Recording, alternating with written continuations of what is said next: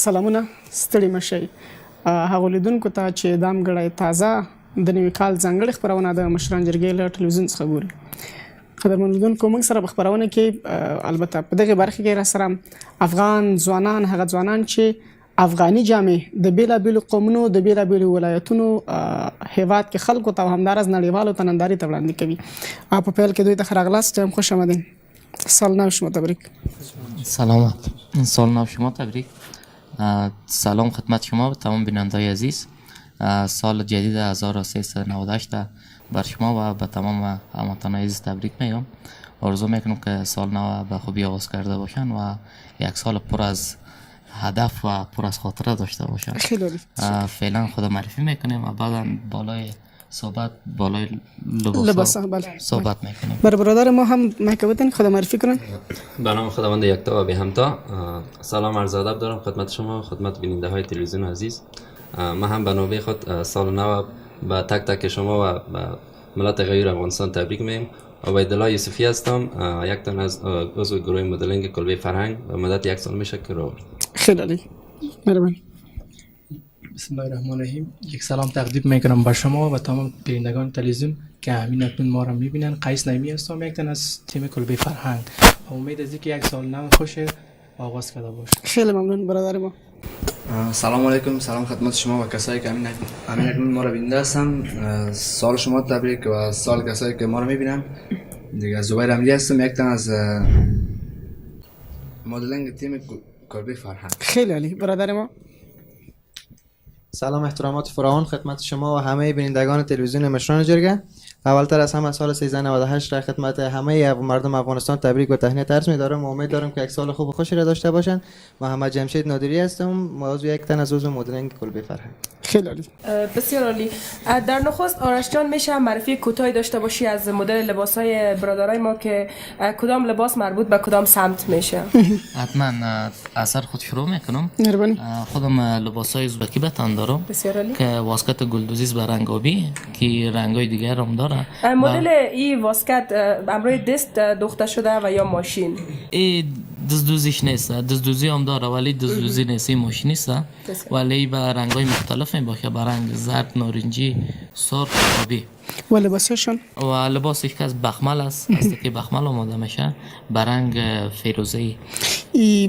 طبعا فکر میکنم لباس بخملی که از گرمام است. بله، لباسایی است که در فصل خزان استفاده میکنن. خیلی خوب. و لباسای دوست ما بیجان لباسای کلاسیک است. قسمی که میفهمین ما یک گروپ دیگر را تشکیل دادیم به نام ماجیک که دیرشای برند است ساخت افغانستان که خود ما تولید میکنیم و نمایش لباسای دیرشی است که اینا فعلا نمایش یکی از دیرشای ما رو داره که دیرشی کلاسیک است که در رسمیات هم میشه استفاده کنن و در بعض محفلا.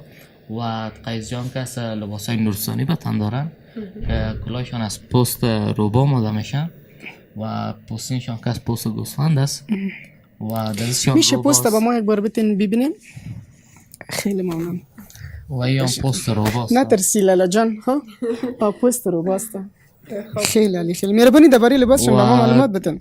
دوست دیگه ما که از به نام زبیر جان لباسای گردیز به تن دارن که چپنشان فیتیک آماده شده به رنگ طلایی که را میشه آجی صاحبایی که تازه از اجبهن، آجی صاحبایی که سنن جوان میباشن و شوقی میباشن از استفاده کنن و تطبیق به گردنشان از چوب زیتون آماده شده که در افغانستان ما پیدا کرده نتونستیم، این از ترکیه خواستیم خیلی. و دوست دیگه ما که به نام جمشید جان پوستین به تن داره، گلایی که در پوستین ازی دوخته شده از ابریشم است. ترکمن است، لباسای ترکمن است ترکمن میپوشن که امروی گوبیچه سیاست و کلاهشان که از پوست خرگوش آماده شده.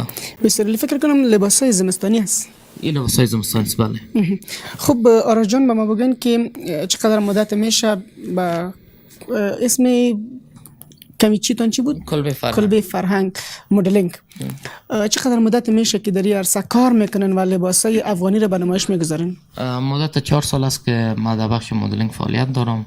مدت 4 سال است که کلبه فرهنگ فعالیت داره که قبلا به نام گروه باران بود که گروه باران نابر انتقاد بعض دوستا که گفته بودن که شما راجع به فرهنگ کار میکنین ولی اسم گروپتان فرهنگی نیسته. بنابر انتقاد دوستا ما اسم زیر تغییر دادیم به نام کلبه فرهنگ بسیار که مدت 1 سال است که به نام کلبه فرهنگ است. بسیار خوب. آرش جان، از نمایش‌هایتان بگوین. آیا نمایش‌های داشتین در کابل و یا اگر داشتین نمایش‌هایتان در سطح کابل است محدود است و یا در ولایت هم شما نمایشاتی داشتین؟ نمایشات ما حتی بسط خارج از کشور ما داشتیم خیلی عالی. که سال گذشته یک نمایش ما در کشور هندوستان بود، شهر دیلی، که لقب یکی از بهترین گروپ های مدلینگ افغانستان بر ما داده شد ایواردش. و در داخل از کشور در شهر کابل ما نمایش داشتیم و ننگرهار، مزار شریف که 2 نمایندگی داره گروپ ما. یک نمایندگیش در شهر هرات است و یک نمایندگیش هم در مزار شریف است. اونجا فعالیت داریم و اونجا نمایش ها را برگزار میکنیم که در شهر کابل بسیار ما فشش های بزرگ را برگزار کرده بودیم. رسانه های ما شاهد هستند که بسیار نمایش تمام لباس های تمام اقوام ما به نمایش گذاشته بودیم. بسیار خوب. نظر مردم چی است در رابطه با اینکه وقتی شما را میبینن، با اینکه شما فرهنگ های مختلف افغانی را به تصویر میکشه، نظر مردم در رابطه با شما چی است؟ خب در ابتدا که ما این کار شروع کرده بودم مردم قدر خوشبین نبود به این کار ما. میگفت که این کار اصلا در افغانستان خوب نیست و بانوان که در تیم ما بود اونا را اذیت و آزار میکردن. ولی خوشبختانه در این اواخر مردم خوشبین هستند به مدلینگ. فهمیدن که ما کار خلاف از فرهنگ نمیکنیم، ما فقط خدمت به فرهنگ افغانستان میکنیم. خیلی ممنون. آرش جان، رفیقای دیگه تانم هستن که در برنامه با ما خود بودن. پیامتان به مردم افغانستان ای که لباس افغانی را استفاده کنن، از لباس های خود افغانی اصلی استفاده کنن چیست؟ پیام آخرم برای همه هموطنان عزیزمی است که از تولیدات افغانی خودتان استفاده کنین و اقتصاد افغانی خودتان رشد بدین و یک پیام کوتاه دیگه که تعویض بس کنین. خیلی ممنون از همه شما. خیلی تشکر، جهان سپاس.